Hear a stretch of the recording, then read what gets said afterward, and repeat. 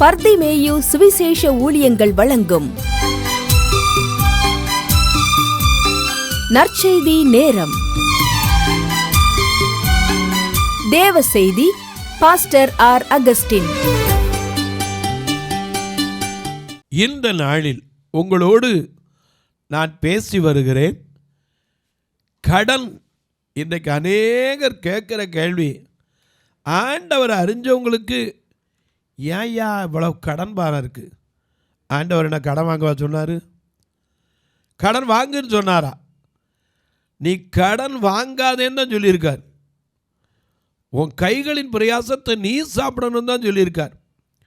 அநேகருடைய வாழ்க்கையில் இனிமே உன் தானியம், நீ சம்பாதிக்கிற ஆசீர்வாதம் மற்றவருக்கு பிரயோஜனமாக இருக்கவே இருக்காது.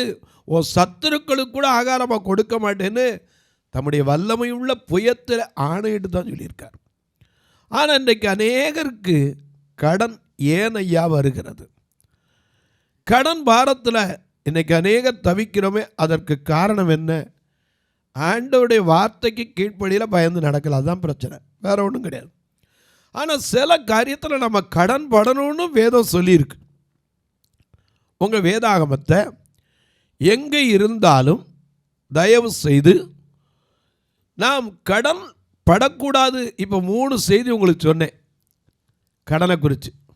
இன்னும் ஒரே ஒரு காரியத்தை உங்களுக்கு சொல்லிவிட்டு அடுத்த 2 செய்தி நாம் எவற்றில் கடன் படணும் அப்படிங்கிறதையும் சொல்ல போகிறேன். இப்போ உங்களுடைய வேதாகமத்தை திருப்புங்க. 2 ராஜாக்களின் புஸ்தகத்திலே 4ஆம் அதிகாரத்திலே ஐயா 4வது வசனத்தை, 2 ராஜாக்கள் 4:4 இந்த வசனத்தை எல்லாரும் உங்கள் புஸ்தகம் எங்கே இருந்தாலும் வேத புஸ்தகத்தை எடுத்து, ஃபோனில் எடுக்காதீங்க, இடையில சார்ஜ் போனால் பார்க்க முடியாது. புஸ்தகத்தை எடுத்து திருப்பி 2 ராஜாக்கள் 4ஆம் அதிகாரத்தில் 4வது வசனத்தை எல்லாரும் திருப்பி வச்சுக்கிறீங்களா? அப்படி எல்லாரும் எடுக்கிற வரைக்கும் நீங்களும் நானும் சேர்ந்து பாடுமா?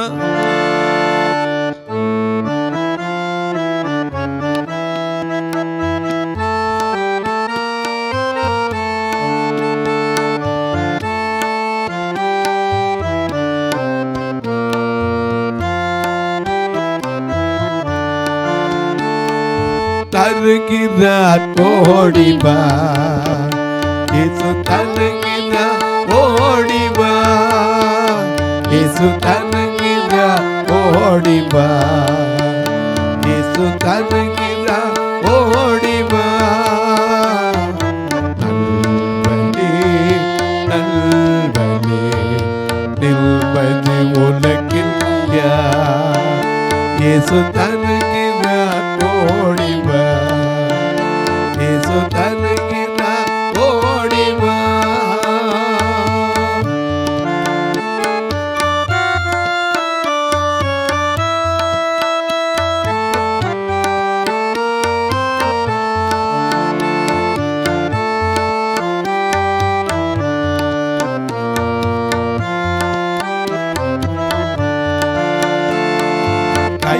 கையளவான இதயத்திலே கடலளவான சிந்தனைகள்,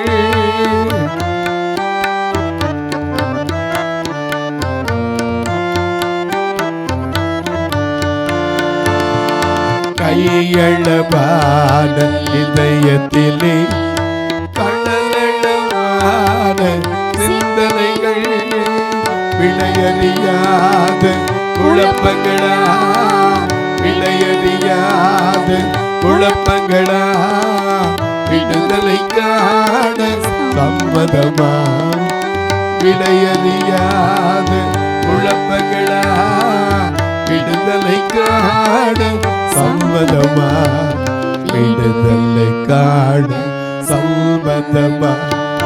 தருகிறார் ஓடிவா, இயேசு தருகிறார் ஓடிவா, இயேசு தருகிறார் ஓடிவா, இயேசு தருகிறார் ஓடிவா.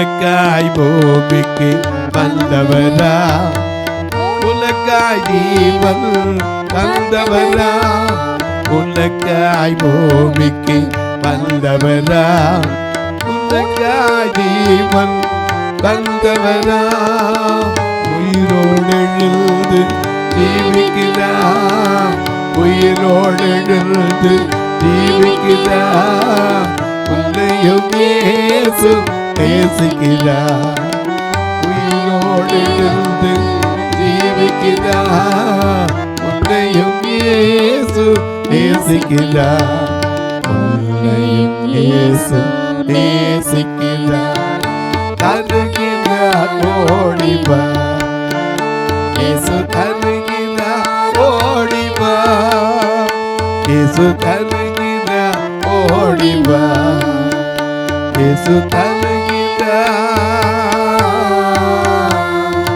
ஓடிவா. அப்படி என்னங்க இயேசு தராரு? கடன் இல்லாத சந்தோஷம். ஹல்லேலூயா. அநேக நேரங்கள் இது தெரிஞ்சா நாமளும் இன்னைக்கு அறிஞ்சுக்கல. நீங்கள் உட்காந்து சீராக்காமத்தை 10 வசனம் வரைக்கும் மறக்காமல் படிங்க. ஏன்னா கடனை பற்றி நான் உங்களுக்கு எல்லாம் சொல்லலாம். கண்டெடுத்த பொருளை போல நினைக்கக்கூடாது. வாங்கும்போது முத்தம் கொடுப்பாங்க, பின்னாடி என்ன செய்வான்? குறைச்சி கொடுப்பான், சண்டை போடுவான், வாக்குவாதம் பண்ணுவான். இதெல்லாம் இருக்குது. எல்லா காரியத்தையும் நான் உங்களுக்கு சொல்ல முடியாது. இங்கே வேதத்தில் ஒரு சம்பவத்தை உங்களுக்கு சொல்லணும். ஏன்னா ஒவ்வொரு காரியத்தையும் சொல்லிட்டு வரேன். 2 ராஜாக்களின் புஸ்தகம் 4ஆம் அதிகாரம் 4ஆம் வசனத்தை வாசிக்க கேட்போம். உள்ளே போய் உன் பிள்ளைகளுடன் உள்ளே நின்று கதவை பூட்டி அந்த பாத்திரங்கள் எல்லாவற்றிலும் வார்த்து நிறைந்ததை ஒரு பக்கத்தில் வை என்றான். ஒரு பெண் தீர்க்கதரிசி, அவரை குறித்து நம்ம குறை சொல்லலை, கடன் வாங்கிட்டார், மனைவிட்டையும் சொல்லாமல் போயிட்டார். தீர்க்கதரிசி எப்படியும் சொல்லித்தான் ஆகணும், ஆனால் சொல்லலை. இப்போ அடைச்சிடலாம் நினச்சிருந்துருப்பார், ஆனால் அவர் ஓட்டம் முடிஞ்சு வச்சு ஆண்டவரை பெர்மிட் பண்ணலை இருந்து அடைக்கிறதுக்கு. இருந்திருந்தால் அடைச்சிருப்பார். அதனால தான் இங்கே எழுதியிருக்கு, தீர்க்கதரிசிகளின் புத்திரரில் ஒருவனுக்கு மனைவியாயிருந்த ஒரு பெண் எலிசாவை பார்த்து, அங்கே ஊழியக்காரன்ட்ட போகிறான். இன்றைக்கி அநேகர் எப்போனா கடைசியில் ஊழியக்காரன்ட்ட போவோம், கடன் வாங்கிட்டு ஒன்றும் இல்லை அடைக்க வழியிலான தான் போவோம், ஆனால் ஆலோசனை கேட்க போக மாட்டோம்.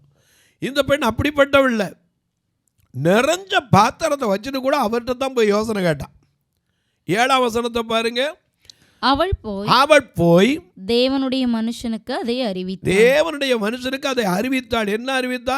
எல்லா பாத்திரமும் நிறைஞ்சு போச்சு அப்படின்னு அறிவிச்சான். நம்மளை அந்த ஆசீர்வாதம் இல்லைன்னா ஆண்டவரை தேடுவோம். நிறையா இருந்தால் என்ன செய்ய மாட்டோம்? வரவே மாட்டோம். ஒருத்தர் சொன்னார், பிரதர் காலையில் 10:30 மணிக்கு கரெக்டாக ஆராதனைக்கு வருவார் தெரியுமா? ஆமாம், அவர் ஒரு காலத்தில் 8:45 வந்து நிற்பார் பிரதர், பாய் போடுவார் எல்லோரும் உட்கார்றதுக்கு. ஆனால் இப்போ 10:30 தான் வருவார். ஏன்னா ஆசீர்வாதம் வந்துருச்சுல்ல. எனக்கு கண்பானுலே ஒன்றை தெரிஞ்சுக்கங்க, நம்ம வாழ்க்கையில் குறைபடுறதுக்கு காரணம் என்ன தெரியுமா? உபாகமம் 28:47 வாசிக்க கேட்போம். சகலமும் பரிபூரணமாய் இருக்கையில் நீ மனமகிழ்ச்சியோடும் களிப்போடும் உன் தேவனாகிய கர்த்தரை, எல்லாம் நிறைவா இருந்தாலும் ஆண்டவர்கிட்ட என்ன செய்யணும்? தந்ததற்காக என்ன செய்யணும்? ஸ்தோத்திரம் சொல்லணும், நன்றி சொல்லணும். நாம மனைவி பாடுவோம், இல்லை அழகா பாடுவோம். நன்றி சொல்லாமல் இருக்கவே முடியாது, பல நன்றி செய்த இயேசுவுக்கு நன்றி நன்றி நன்றி என்று சொல்லி நான் துதிப்பேன், நாள்தோறும் போற்றுவேன். நன்றி சொல்லாமல் இருக்கவே முடியாது, பல நன்றி செய்த இயேசுவுக்கு நன்றி நன்றி நன்றி என்று சொல்லி நான் துதிப்பேன், நாள்தோறும் போற்றுவேன், நாள்தோறும் போற்றுவேன். எத்தனையோ நன்மைகளை என் வாழ்வில் செய்தார், ஏராளமாய் நன்றி சொல்வேன்.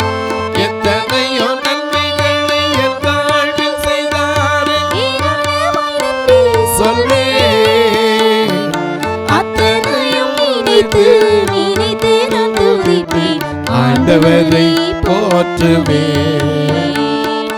அத்தனையும் நினைத்து நினைத்து நான் துதிப்பேன். ஆண்டவரை போற்றுவேன். ஆண்டவரை போற்றுவேன். நன்றி சொல்லாமல் இருக்கவே முடியாது. பல நன்மை செய்த இயேசுவுக்கே நன்றி நன்றி நன்றி என்று சொல்லி நான் துதிப்பேன். நாள்தோறும் போற்றுவேன். நாள்தோறும் போற்றுவேன். நன்றி சொல்லாம இருக்க முடியுமா? இவன் எப்பவும் ஆண்டவர்கிட்ட வருவா. இல்லாட்டாலும் அங்கேதான் தேடுவா. நிறைய இருந்தாலும் தேடுவா. சகலமும் பரிபூர்ணமாய் இருக்கையில் உன் தேவனாகிய கர்த்தரை மனமகிழ்ச்சியோடு களிப்போடும் சேவியாமல் போனது நிமித்தம் சகலமும் குறைபட்டு பட்டினியோடும் தாகத்தோடும் நிர்வாணத்தோடும் கர்த்தர் உனக்கு விரோதமாய் அனுப்பும் சத்துருவை சேவிக்கணும். அநேக நேரங்களில் இருக்கும்போது நம்ம ஆண்டவரை தேடுறோமா? கடன் வந்து ஆண்டவரே கடன் கடன் கடன், எப்படியாவது இந்த கடன்ல இருந்து விடுதலை விடுங்க. வாங்கும்போது இதை வாங்கலாமா வாங்கக்கூடாத கேட்குறோமா? ஒய்ஃப்ட கூட சொல்ல மாட்டாங்க. சில புருஷன் மாதிரிலாம் கடனை வாங்கிடுவாங்க. அதில் இந்த தீர்க்கதரிசி ஒரு ஆள், அவரை குறித்து நான் குறை சொல்கிறேன்னு இல்லை, மனைவிட்ட சொல்லணுமா இல்லையா? கடன் வாங்கியிருந்தார். ஒரு வேளை நினச்சிருப்பார் எப்படியாவது அப்பப்போ தெரியாமல் வாங்கி வாங்கி அடைச்சிடலான்னு நினச்சிருப்பார். ஆனால் ஓட்டம் முடிஞ்சு போச்சு. ஆகையில் என்னாச்சு, கடன் அடைக்காம விட்டார். இப்போ என்ன நிலைமை? அவள் போய் சொல்கிறா, ஒரு ஸ்திரீ எலிசாவிடத்தில் வந்து அவள் என்ன சொல்கிறா வாசிங்க. 2 ராஜாக்கள் 4ஆம் அதிகாரம் 2ஆம் வசனத்தை மண்ணில் வாசிக்க தெரியுமா? புத்திரனில் ஒருவனுக்கு மனைவியாய் இருந்த ஒரு ஸ்திரீ எலிசாவிடத்தில் வந்து, உமது அடியானாகிய என் புருஷன் இறந்து போனான். உமது அடியான் கர்த்தருக்கு பயந்து நடந்தான் என்பதை அறிவீர். சரி, கடன் கொடுத்தவன், நல்ல கவனிங்க, கர்த்தருக்கு பயப்படுறான். கடன் வாங்கலாமா? கடன் வாங்கினா கொடுத்து தான் ஆகணும்.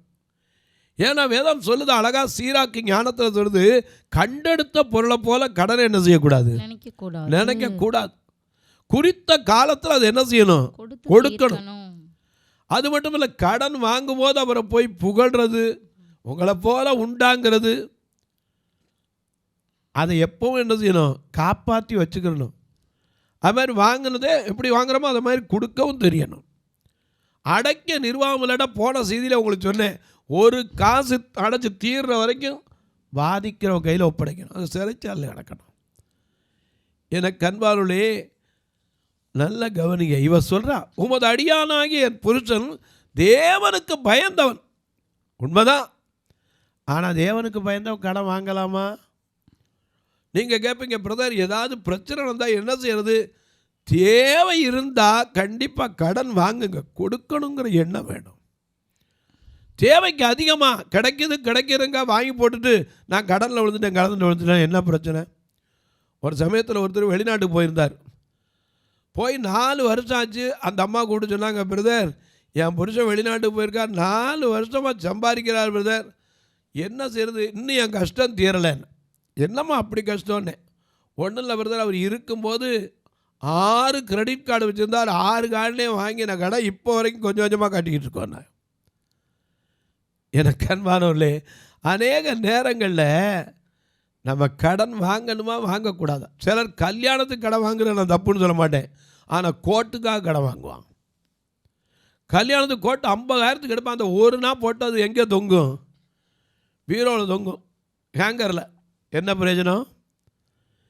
எனக்கு அன்பானவர்களே, தேவை எதுவோ அதுக்கு கடன் வாங்கணும்.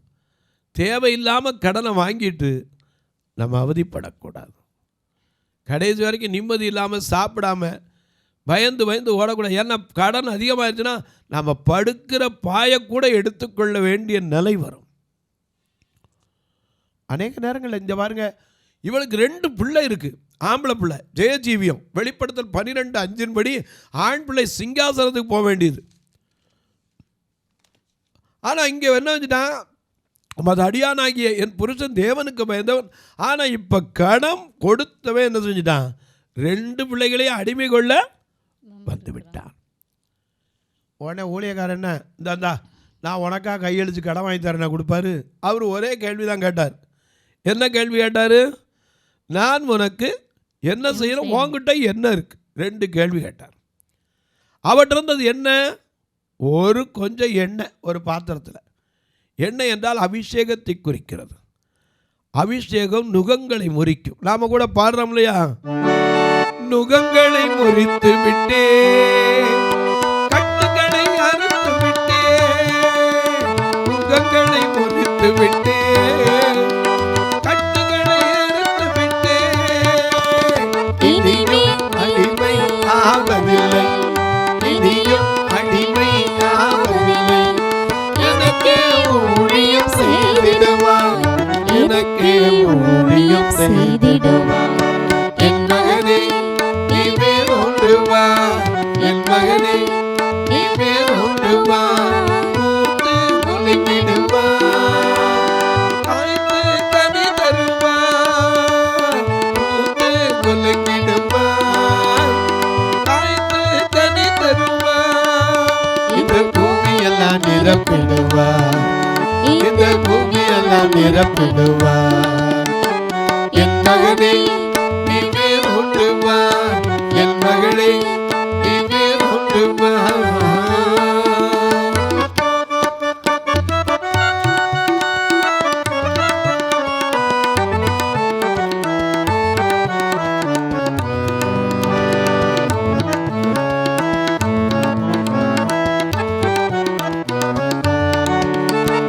அருமையான ஐயா, அருமையான மகள் அல்லவோ, எனக்கு பிரியமான பிள்ளை அல்லவோ, அருமையான மகள் அல்லவோ, பிரியமான பிள்ளை அல்லவோ, மலைகளை மிதித்து நொறுக்கிடுவா, மலைகளை மிதித்து நொறுக்கிடுவா, குண்டுகளை தவிடு பொடியாக்குவா, குண்டுகளை தவிடு பொடியாக்குவா. யாக்கோபே நீ மேலோடு வா, யாக்கோபே நீ மேலோடு வா, பூத்து குலுங்கிடுவா, காய்த்து கனி தருவா, பூத்து குலுங்கிடுவா, காய்த்து கனி தருவா, இந்த பூமியெல்லாம் நிரப்பிடுவா, இந்த பூமியெல்லாம் நிரப்பிடுவா. என் மகனே நீ மேலோடு வா, என் மகளே நீ மேலோடு வா. ஐயா, ஆண்டவர் காப்பாற்றுகிற தெய்வம் ஐயா, கடல்ல அழிந்து ஓடுறவர்ல. ஆனால் நமக்கு அநேக நேரம் உன் கைகளின் பிரயாசத்தை நீ சாப்பிடணும், அதுதான் தேவனுடைய விருப்பம். ஆனால் இன்னைக்கு அநேகருடைய கைகளின் பிரயாசம் எங்கே போய் நிற்குது? எத்தனையோ டிவி ஷோரூமுக்கும் ஏர் கண்டிஷன் ஷோரூமுக்கும் வாங்கின கடனுக்கும் போய் நிற்குது. எனக்கு அன்பானவர்களே, நல்ல கவனிங்க. தீர்க்கதரிசி, தீர்க்கதரிசி யார்? அவர் வீட்டில் மல்டிப்ளிகேஷன் இருக்கணும், பெருக்கம் இருக்கணும். ஆனால் அவர் ஒய்ஃப் வந்து சொல்கிறாங்க, வேதம் சொல்லுது, மத்தேயு எழுதின சுவிசேஷம் 10ஆம் அதிகாரம் 40ஆம் வசனத்தில் வாசிக்கும் போது, தீர்க்கதரிசி நிமித்தம், தீர்க்கதரிசி நாமத்தின் நிமித்தம் தீர்க்கதரிசியை ஏற்றுக்கொள்ளுகிறவன் தீர்க்கதரிசிக்கேற்ற பலனை அடைவான். ஏற்றுக்கொள்ளவனுக்கு அவருடைய மனைவி எப்படி இருந்திருக்கணும்? கடல் நாமல இருந்திருக்கணும். சீசனு நாமம் தரித்தவனுக்கு அதுக்கு ஒரு பலன் இருக்கு, பெருக்கம். ஒரு சாரி பார்த்து விதவனாய் இருந்தது 2 அப்பந்தான் சுட்டு சாப்பிட்டு சாக போகிறேன்னா அதில் ஒரு சின்னதை கொடுத்தா அவள் வீட்டில் ஆசீர்வாதம் போச்சா? இல்லையே. எடுக்க எடுக்க என்ன செஞ்சு? குறையவே இல்லை. பஞ்சத்தில் எல்லார் வீட்டில் அடுப்பு எரியலாம், நான் அவள் வீட்டில் என்ன செஞ்சு? அடுப்பு எரிஞ்சு. அப்புறம் என்ன அர்த்தம்? ஏன்னா கர்த்தருக்குள்ள நம்ம மகிழ்ச்சியாக இருக்க முடியும். என்ன செய்யலாம்? நமக்கு அநேகமாக தெரியல. அத்திமரம் துளிர் விடாமல் போனாலும், தாட்சை செடி பலன் கொடாமல் போனாலும், கர்த்தருக்குள் மகிழ்ச்சியாக இருப்பேன், தேவனுக்குள் அடிக்கும், கர்த்தருக்குள் மகிழ்ச்சியாக இருப்பேன், தேவனுக்குள் அடிக்கும்.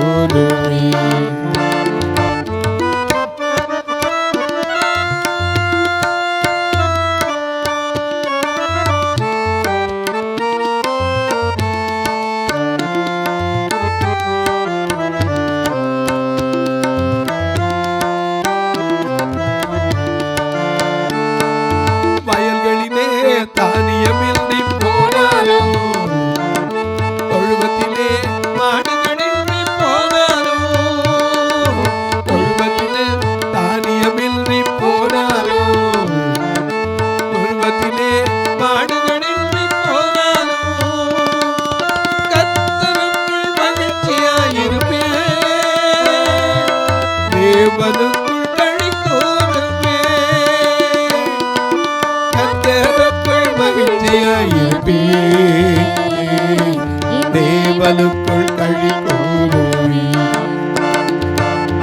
அத்திமரம் துளிர் விடாமல் போனாலும் திராட்சை செடி பலன் கொடாமல் போனாலும் கர்த்தருக்குள் மகிழ்ச்சியாயிருப்பே தேவனுக்குள் களிகூருவே. அத்திமரம் துளிர் விடாமல் போனாலுன்னு என்ன அர்த்தம்? போகும். திராட்சை செடி பலன் கொடாமல் போனாலும்னா போகும். தொழுவத்தில் மாடு இல்லாமல் போகும், வயலில் தானியம் இல்லாமல் போகும், ஆனால் மகிழ்ச்சி குறையக்கூடாது. காரணம் என்ன? கர்த்தரை தேடுகளுக்கு ஒரு நன்மையும் குறைவுபடாது. அப்போ நம்ம வாழ்க்கையில் ஏன் குறைவுபடுது தெரியுமா? சில நேரம் கடன் வாங்கிட்டு சொல்லவும் மாட்டேன்றோம். இந்த தீர்க்கதரிசி புத்திரன் கடன் வாங்கினார், ஆனால் மனைவிக்கு சொல்ல. இவன் சொல்கிறா, ஐயா உமக்கு அடியான் பயந்தவன், தேவனுக்கு பயந்தவன். ஆனால் இப்போ பிரச்சனை என்னன்னா கடன் வாங்கிட்டு சொல்லாமல் போயிட்டான். இப்போ 2 பிள்ளைகளை பிடிக்க வந்துட்டான். நான் என்ன செய்ய? ஒரு வழி இல்லை. அவர் கேட்குற, உன்கிட்ட என்ன இருக்குது? என்கிட்ட என்ன இருக்குது? ஒரே ஒரு குடம் கொஞ்சம் எண்ணெய் இருக்குது, அதை வச்சுக்கிட்டு உன்னை கர்த்தர் ஆசீர்வதிக்க முடியும். ஆனால் அந்த அபிஷேகம் நுகங்களை முறிக்கும். அந்த அபிஷேகம் போய் அந்த எண்ணெயை வச்சுட்டு பக்கத்தில் எல்லாத்துலேயும் பாத்திரத்தை வாங்கி நிரப்புனார். 4ஆம் வசனத்தில் பார்க்கிறோம், அவள் உள்ளே போய் கதவை பூட்டி கொண்டு எல்லாவற்றையும் நிரப்பினான். 7ஆம் வசனத்தில் பார்க்கிறோம், அவள் போய் சொன்னா, ஐயா வேற பாத்திரம் இல்லை, எல்லாம் நிறைஞ்சிருச்சு. அப்போ அவர் ஆலோசனை கொடுத்தார். அதை மட்டும் வாசிச்சு முடிங்க. அவள் போய் தேவனுடைய மனுஷனுக்கு அதை அறிவித்தாள். அப்பொழுது அவன் நீ போய் அந்த எண்ணெயை விற்று உன் கடனை தீர்த்து. முதல்ல என்ன செய்யணும்? கடனை அடைக்கணும். நாமளும் அதால கொஞ்சம் கொஞ்சமாக கொடுப்போம், பாதி கொடுப்போம், அப்புறம் கொடுப்போம். இந்த பிரச்சனை இருக்கக்கூடாது. முதல்ல உன் கடனை அடைத்து மீந்ததை கொண்டு நீயும் உன் பிள்ளைகளும் ஜீவனம் பண்ணுங்கள் என்றான். தொலைக்காட்சியில் பார்க்கிற என் அன்பு மக்களே, முதல்ல கடன் இருந்தால் நிம்மதியாக சோறு திங்க முடியாது, அதை மறந்துடாதீங்க. கடன் இருக்கிற வரைக்கும் தூக்கம் வராது. ஏன்னா எந்த நிமிஷம் எப்படி வருவான்னு தெரியாது. எனக்கு அன்பானவர்களே, சில நேரம் கடன் வாங்கிட்டோன்னா நாம் எந்த படுத்திருக்கிற படுக்கையை கூட கொடுக்க வேண்டி வரும். ஒரு வார்த்தை கேளுங்க, ஆண்டவரே நீர் ஆசீர்வதிக்கிற தெய்வம் அப்பா. என்னாகும் 11:23 படி, ஆசீர்வதிக்கப்படாதபடிக்கு கர்த்தருடைய குறுகி போகலை, கேட்கக்கூடாதபடிக்கு அவருடைய செவி மந்தமாயிரல. அதனால பதில் கொடுக்கிற தேவன். அவர் கொடுத்தா வாங்கிக்கங்க, அப்படி கிடைக்கலன்னா தேவ சித்தம் இல்லை, அதை விட்டுருங்க. கடனை வாங்கிட்டு வீணா கண்ணீர் வடிக்காய். தொலைக்காட்சியில் பார்க்கிறவர்களே, இந்த நிகழ்ச்சியை நாள்தோறும் பார்க்குறீங்க, கேட்குறீங்க, சந்தோஷப்படுறீங்க. ஒரு வார்த்தை ஜெபம் பண்ணுறீங்களா? ஏன்னா இது தொடர்ந்து வரணும். 30 நாளும் தேவைகள் சந்திக்கப்படணும். எங்கள் சபையும் பார்த்தீங்கன்னா எந்த வெளிநாட்டில் இருந்து இல்லை, பார்வையற்ற மக்கள் சபை. தெருவில் பிரசங்கம் பண்ணி தான் இந்த சபையை நடத்துகிறோம். ஞாயிற்றுக்கிழமை எல்லாரும் ஆத்மா நிரம்பி வழியிட்டுமாங்க. நான் கொஞ்சம் குறைச்சி வரட்டாண்டவரே. எதுக்கு தெரியுமா? இவங்களை கூட்டிகிட்டு வர்றதுக்கு ஒரு வாகனத்தை வாடகைக்கு 4 ட்ரிப் அனுப்பினா 3000 ரூபா, இன்னும் 2 ட்ரிப் அனுப்பினா ஐயோ 4500 ஆயிருமேன். எனக்கு அன்பானுள்ளே, எத்தனையோ பேர்ட்ட கர்த்தர் பேசுகிறார். சிலர்லாம் சொல்கிறீங்க, எனக்கு ஒரு காரியம் நடந்தால் நான் ஒரு வேலையே கொடுத்துருவேன். கர்த்தர் உங்கள் காரியத்தை வாய்க்க செய்யட்டும். சீட்டு மடியில் போடப்படும் காரியமும் சித்தியோ கர்த்தரால் வரும் என்று நீதிமொழிகள் 16:33 சொல்லுகிறது. உங்கள் காரிய சித்தி கர்த்தரால் வரட்டும், வாய்க்கட்டும். ஒவ்வொரு நாளும் நான் சாப்பிடாம கூட யாரையும் அனுப்புறதில்லை. பிறந்த நாள், திருமண நாள் போன்ற நல்ல நாட்களில் நீங்கள் தாராளமாக இந்த ஏழைகளுக்கு உணவு கொடுக்க உதவலாம். இது கல்வி ஆண்டு. போன வாரம் கூட ஒரு கணிதராஜ் தன் பிள்ளையை கூப்பிட்டு வந்தார். ஐயா எப்படியாவது என் பிள்ளை பாலிடெக்னிக் படிக்கணுங்கிறான் ஐயா, கொஞ்சம் படிக்க வைங்கய்யா. ஏன்னா என் மனைவி இல்லை, பிள்ளைய வச்சுக்கிட்டு நான் கஷ்டப்படுறேன். இந்த பையனாட்டு எனக்கு ஒரு வாழ்க்கையில் நல்லது நடக்கணும் அப்படின்னார். இப்படிப்பட்ட கல்விக்கான தேவைகள். பார்வையற்றோர் மரித்தா கூட சொந்தக்காரன் கை நீட்ட மாட்டான். ஃபியூனரல் ஃபண்டு எப்பவும் வச்சுருக்கணும். நீங்களும் வந்து பார்க்கலாம். கர்த்தர் ஏவினா தாங்கலாம். எப்படி? இதில் 2 ஃபோன் நம்பர் வந்துக்கிட்டே இருக்கும். இதில் ஜிபே, ஃபோன்பே, அது வழியாக தொடர்பு கொள்ளலாம். உங்கள் ஜெபக்காரி எது இருந்தாலும் காலை 10 மணிலேருந்து 5 மணிக்குள்ளே தாராளமாக சொல்லலாம். இப்போ உங்களுக்கான ஜெபிக்கட்டுமா? நல்ல பிதாவே, நன்றியோடு துதிக்கிறோம் சுவாமி. கடன். ஆண்டவர் சொன்ன வார்த்தை, நீ கடன் வாங்க மாட்ட, அநேகருக்கு கொடுப்பாய். அவன் உன்னிடத்தில் கடன் பட மாட்டான், நீ அவனிடத்தில் கடன் படுவாய் என்கிற நிலை அல்ல. நீர் ஆசீர்வதிக்கிற தேவன், தம்மை தேடுகிறவர்களுக்கு ஒரு நன்மை குறைபடாது என்று வாக்களித்தவர். யார் யார் கடன் பாரத்தில் இன்றைக்கு தொலைக்காட்சி முன்னாடி உட்கார்ந்து, ஐயோ எனக்கு ஏற்ற மாதிரி ஒரு வார்த்தை வருதுங்களாம், ஆண்டவர் என்னைக்கே எழுதி வச்சுட்டு போனாரு, இன்னைக்கு அது உங்களுக்கு அந்த வார்த்தை கேட்கும்போது ஆறுதலாக இருக்கு. நீங்களும் ஒரு தீர்மானம் எடுக்கணும். ஐயா, நான் இனிமே என் புருஷனுக்கு சொல்லாமல் கடன் வாங்க மாட்டேன். மனைவியும் புருஷன் இருக்கிறவங்க மனைவிக்கும் அதே போல் மனைவி புருஷன் சொல்லாமல் எதையும் செய்ய மாட்டேன்னு குடும்பத்தில் இருவரும் ஒருமனப்பட்ட ஆவியோடு வாழ்ந்து கடன் இல்லாத சந்தோஷத்தை அனுபவிக்க கர்த்தர் செய்யட்டும். அன்பின் பரலோக பிதாவே, ஆசீர்வதிக்கப்பட்ட இந்த நல்ல நாளிலே கடன் கடன் என்று கண்ணீர் வடிக்கிற மக்களுக்காய் ஜெபிக்கிறேன்.